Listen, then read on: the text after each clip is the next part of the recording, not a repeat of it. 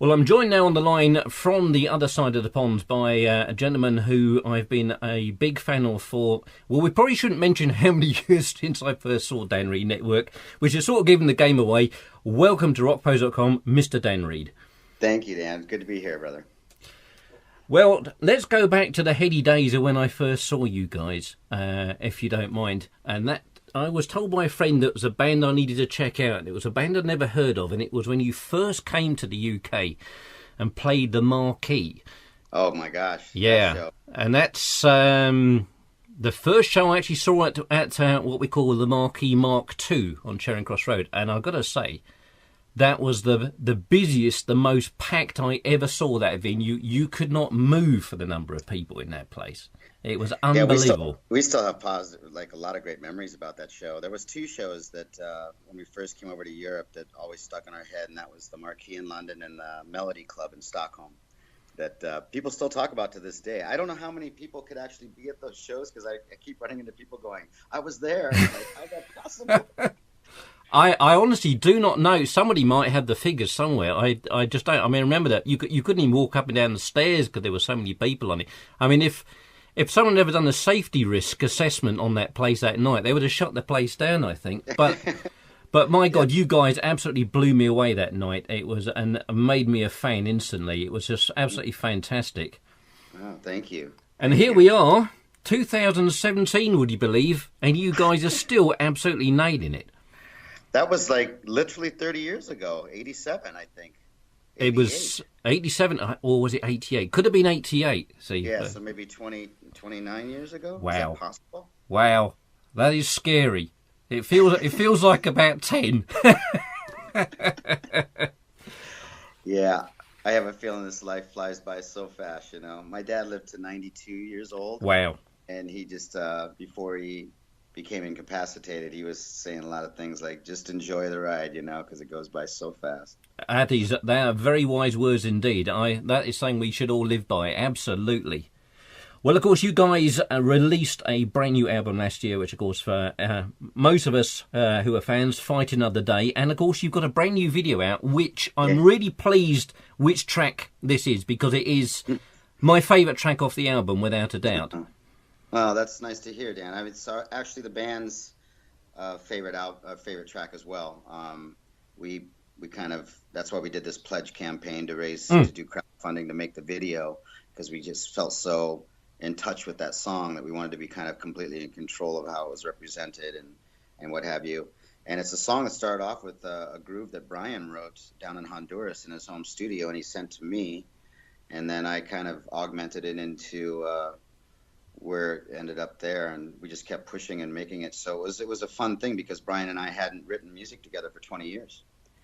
And that was the first song that we wrote together after 20 years, and it ended up being our favorite song. And it's also one of our favorite songs to play live now, too, even more so than the old network stuff. So did you find it was just an easy vibe to drop back into? Have you not written together for so long? Or, did it just feel like you'd only just left the studio? That's a good question. It felt like there was like a day, like we all went into a daydream for a couple decades, and then when we got back together, it did feel like as far as our writing relationship and our working relationship, it felt better, even more natural. I think I was just talking to Nils about this in an interview earlier today that I think because we had matured and grown up, that our egos were no longer in the way. No one was fighting for space in the creative process. No one's ego is bruised because someone got more interviews than the other person. All that weird stuff that happens when you're in your 20s was gone.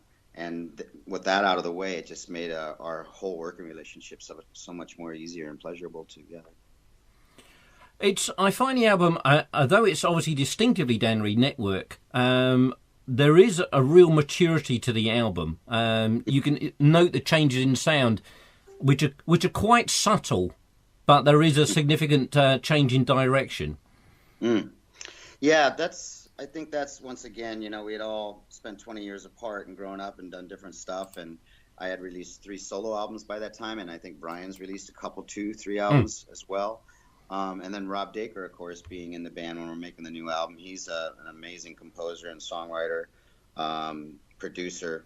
So it just and Melvin Brannon is just off the hook with his contribution on the bass world. And Dan Predd is always the drummer. He's always just solid as a rock. You know, he's really the person we go to when we're writing music to ask if the song is worth being on the album. Dan Predd is always the gauge. And he's been that way since the early Network records. If Dan didn't like it, we didn't put it on the album. So no pressure for him then? No, but it's just weird because he seems to be, he doesn't write any of the music, any of the chord changes or lyrics, but, you know, consequently, I think we trust him more because he's not involved in that part of the process. Yeah. So, and he's just a rock fan, you know, he just loves listening to music. And so we always trusted him when he said these songs should be on the album. We paid attention to that for sure.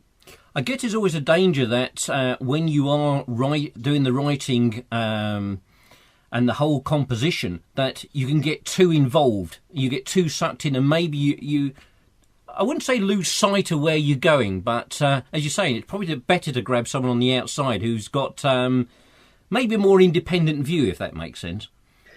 Yeah, for sure. And, you know, Derek Shulman, who was the A&R for this newest album and also for our first DRN album, he was a big help. He also helped me on my first solo record, which was coming up for air when I first started coming back to doing music again. You know, former lead singer of Gentle Giant and songwriter, and just a all-around great guy. He really he's a good song man as well. We always listen to him, and he always pushed me to go farther. You know, like if I'd send him a song with a really strong chorus, he says, to me that chorus sounds like a great bridge, you know? I think you have a better chorus in you than that. And I was like, what is he talking about? You know, my initial reaction is like, dude, the song is finished. I love it the way it is. And he's like, yeah, it's good. Just keep, you know, see what you can come up with, and push me to do that. And he did that with this album as well. So oftentimes when you hear a song that has a big B section that sounds like a great chorus, and then it lifts up into a whole nother section for a chorus, that's all Derek Shulman's teachings. One thing that the band have always been known for is songs that have covered certain subjects or issues. I feel on this album you really pushing that even more, especially the things like Save the World. I mean, I think it's yourself and I'm going to say a gentleman who you're in a bromance with, Mr. Danny Vaughan. Yeah.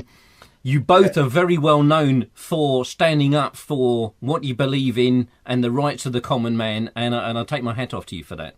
Oh, thank you. Save the World is all Brian James. He wrote that song. He also wrote a song called Chill Out, and from the Heat album, which is about the same subject matter as Save the World.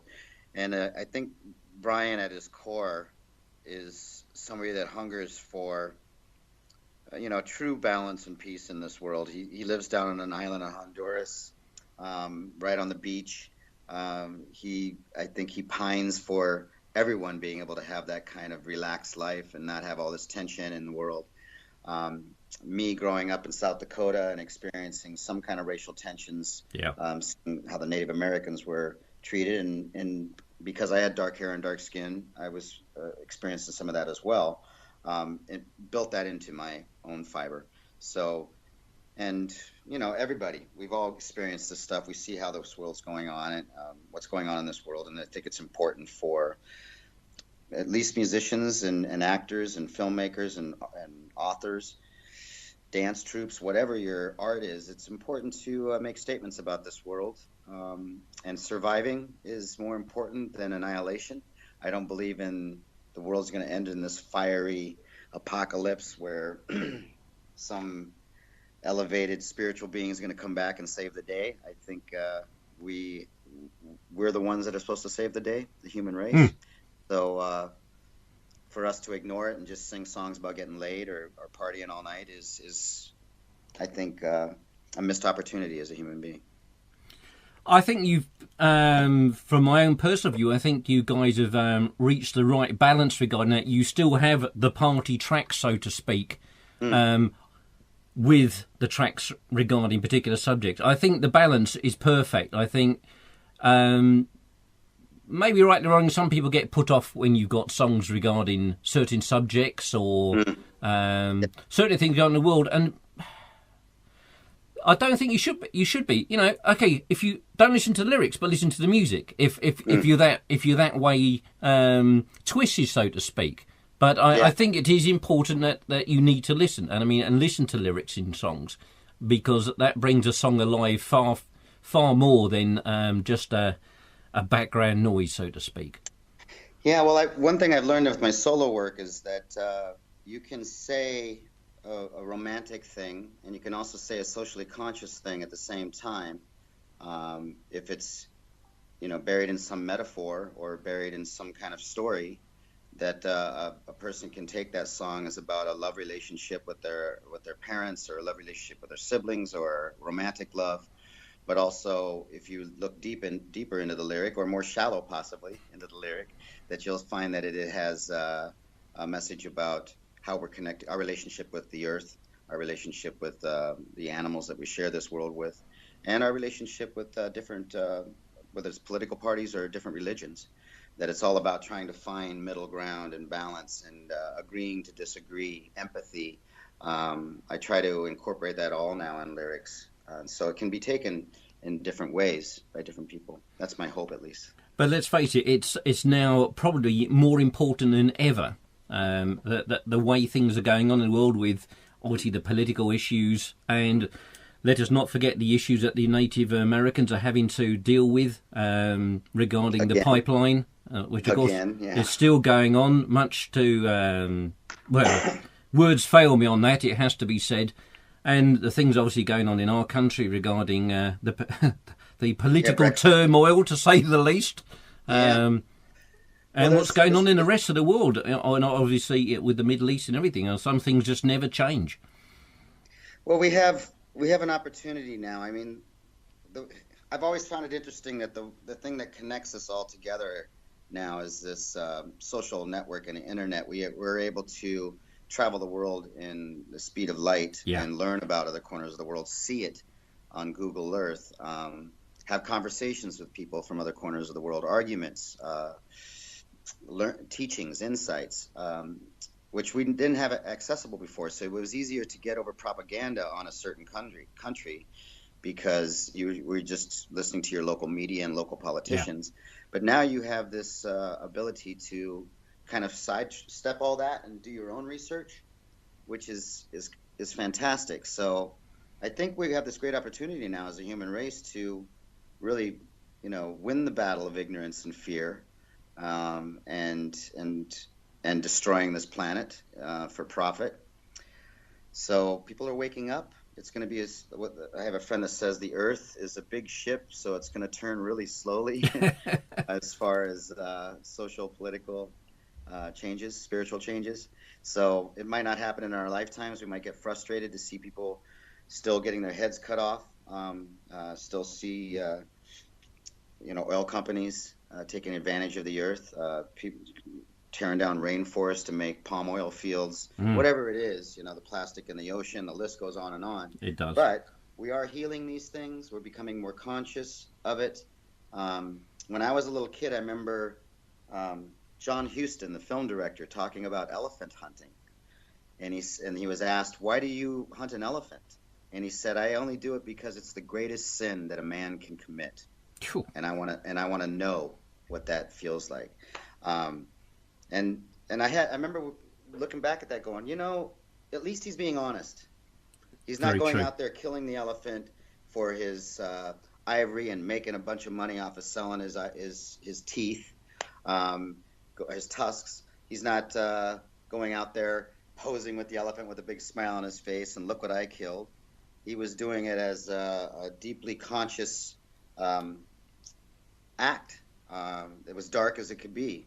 So there's something about that. When I was a kid, I accepted that. And now when I'm older, people are they're really aware of that now. They're shaming people from going out there and hunting these animals.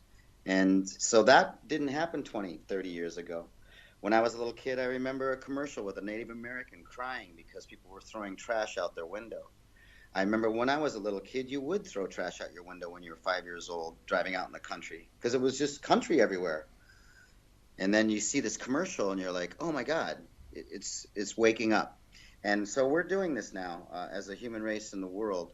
We're waking up, and that's a great thing. And I think even the presidency of Donald Trump, England leaving the European Union, all these things are growing pains. We're going to learn from them and come back stronger. That's what I think you're right. I mean, sometimes I think you have to try the wrong thing to learn what is the right thing. Absolutely, absolutely. Going back, sorry, right go wing ahead. has a point in the sense that the liberal wing of the world did get a little. Maybe we pushed it too far one direction. You know, you couldn't say anything for the fear that it might offend somebody. I don't know. Maybe we've gone a little too far in that way. I see the right wing saying this a lot. So there may be some truth to that. But I really think that the reason Barack Obama's presidency didn't succeed as much as it could have has a lot to do with deep-seated racism in our country. Of course, some of his policies were bad. Some of them were failed, what have you. But he hit a brick wall the moment he was elected. And that's something I'm trying not to do to Donald Trump. I'm trying to say, hey, you know what, dude? I'm going to give you a chance to go for it, make America great again, whatever you're saying, you know, bring jobs back to America. Let's see you do that, drain the swamp. So far, everyone he's appointed to his cabinet is a big part of the swamp. So I don't know if he's been just a giant con man the whole way through, or if he's really going to step into these big shoes that he earned. Funny enough, we were talking about him today at work, and the general consensus of opinion was that after 18 months he will probably just jack in the job. Yeah, I think him and his friends have way too much money to make over the next 4 years by him being in that office. I have no problem with people getting wealthy. I have no problem with people making money off of delivering a product. But I think that we're not going to see any change for taxing the rich equally to the middle class and the working poor, which is what he campaigned on, what Bernie Sanders would have actually done. I don't see him curtailing Wall Street's illegalities. I don't see them taking care of the environment over the next 4 years. So those things are concerning to me. Whether you believe in global warming or the 90% of scientists who say humans are definitely affecting the world's climate, whether you believe in that or not, you have to believe in having clean water to drink. You have to see that filling the ocean full of plastic and killing the coral reefs is killing part of our ecosystem. You have to see, you can admit to that and still think that climate change is a hoax if that's what you want to do. But I can guarantee you love breathing air and you love drinking water. So I think you can separate the two things. Global warming is one of those things which is you either believe or you don't believe. But climate change, whatever the reason, I don't think anybody can genuinely deny that there is a change. We see it in the weather.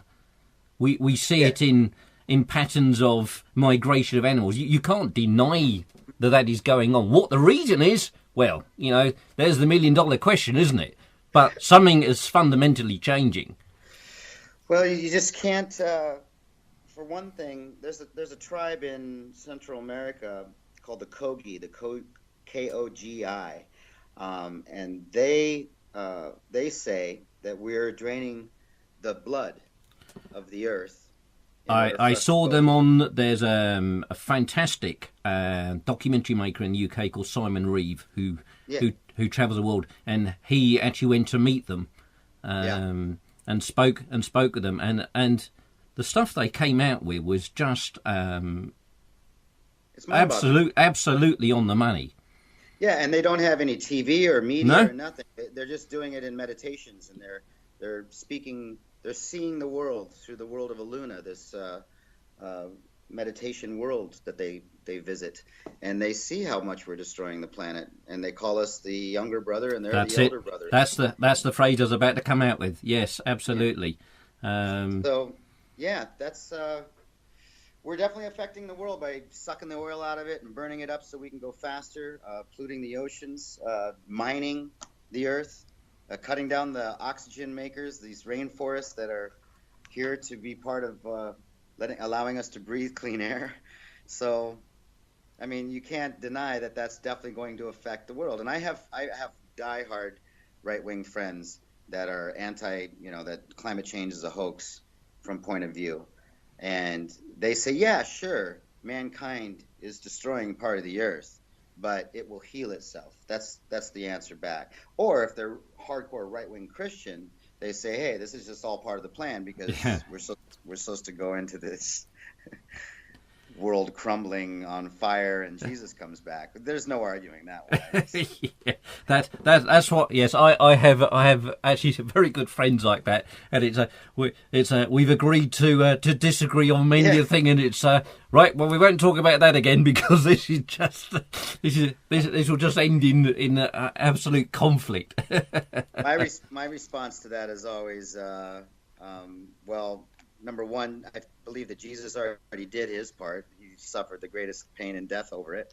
And number two, don't you think he'd be in a good mood if he came back and everything was in order? Don't you think he'd be happy? It's there's so many questions and so many answers that we can't connect. That's the thing. Yeah, for sure. One thing I must bring up, just going back to music, although I could discuss what we're discussing for hours. Sorry. Of course, you guys, and it's not that long ago, of course, are coming back over in March, thankfully, to tour the UK again, and it's nice to see you doing what I always like to call a proper tour, i.e. not 2 dates and buggering off. Yeah. We've been wanting to do this for a while, and I did it with Danny Vaughan, the Snake Oil and Harmony tours, a couple times now. It's always so nice to visit more cities and not make people travel so far. How do you find in the States? How do you find the music scene when it comes to live venues, etc.? It's a question I've asked a lot of different artists from different genres, and I always seem to get a different answer. Yeah, well, as far as I'm concerned, I know that Portland, Oregon, my hometown, used to have like 20 live music venues, and now it has 5 or 6. I hear that's the story for many cities. So I think that, the rock bands, classic rock bands, have a great go of it still, which is fantastic. Don't you? I mean, you must recall it wasn't many, like 15 years ago, where Iron Maiden couldn't sell a 1,500 seater. 20 years ago, when grunge came in and buried everybody. And now they sell a 60,000 seat arena or stadium in 2 hours. Yeah. Yeah. So there's a great, I think, a great support for live music, whether you're a pop artist, funk artist, rock, metal. I think people still are always hungering to go see live music and support artists. They're just not buying it anymore. They're not buying music anymore on CDs and records. So they're showing respect to their artists through visiting their shows, buying tickets, buying merch, and maybe some people are buying some CDs and downloads still. But for the most part, that's one thing I wish could change. There was a great meme on Facebook about a year ago that said people are willing to spend $5 for a cup of coffee at Starbucks that is gone in 5 minutes, but they're not willing to spend $1 on a song by their favorite artist that's going to touch them the rest of their lives. Well, of course, it's that situation where people just see music as a free commodity and forget that it's somebody's job, to put it absolutely bluntly. If if someone was to walk into their workspace, open up their wage pack and go, well, actually, I'll have 90% of that, thanks anyway. Don't know what you've done or anything, but I'll just take it anyway. Yeah, it's true. Well, we'll see what happens in the future. It's forced artists to become more, resourceful and creative of how they get out there and make a living at it. And for one, I accept the challenge. It's fun. Well, as you said, obviously with your video, that was a pledge campaign. Obviously, it's something you see more, especially with young bands who, I mean, let's face it, it's hard enough for most bands, but a young band starting off in the business now, it's almost a vertical wall. But with these pledge campaigns, etc., they are finding the money to fund albums, to fund tours, and that's got to be one plus that's come from the internet. Yeah, and also the fact that you have access. I agree with that 100%. And that you have access to get your music to every person that has internet connection in the world. In the old days, you just had to trust that the label was going to get it out to the proper people, proper stations, media. And now you can literally go viral on your own, a kid in your basement, you know, do it on your own. So that's unbelievable that we have that kind of access. It does always stagger me, sort of how open you are to the world. When I look at the figures from the website and I see some of the countries where some of the hits have come from, it's just like, wow, okay. It's like, yeah, it is staggering, isn't it? There is no denying it. I just think it's absolutely fantastic. I just hope that music is kept alive. It's certainly one thing which is so important to me in my life, and the thought of never having music it just fills me with dread.